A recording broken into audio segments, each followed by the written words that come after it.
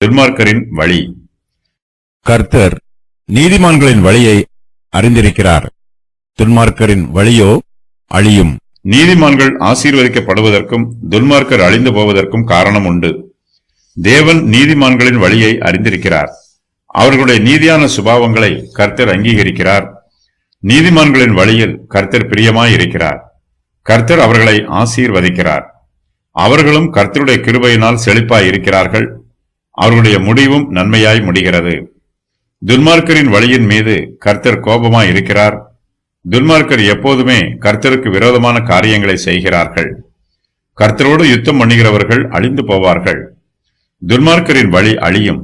துன்மார்க்கரின் வழி அழியும் போது அதோடு துன்மார்க்கரும் சேர்ந்து அழிந்து போவார்கள்.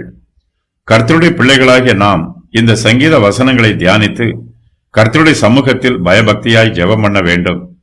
துன்மார்க்கருடைய காரியங்களை குறித்து நாம் எச்சரிப்பாய் இருக்க வேண்டும். அவர்களுடைய வழிகளில் நில்லாமல் விலகி போய்விட வேண்டும். துன்மார்க்கரோடு நாம் ஐக்கியம் வைத்துக் கொள்ளக்கூடாது.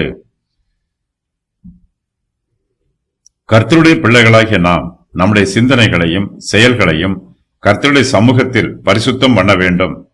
தேவனுக்கு பிரியமான காரியங்களை செய்வதில் கவனமாய் இருக்க வேண்டும். நம்முடைய முழு இருதயத்திலும் பரிசுத்தம் நிரம்பி இருக்க வேண்டும்.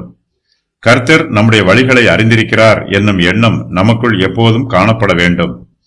நீதிமான்கள் தேவனுடைய கிருபைகளையும் ஆசீர்வாதங்களையும் பெற்று பாக்கியவான்களாய் ஜீவிப்பார்கள்.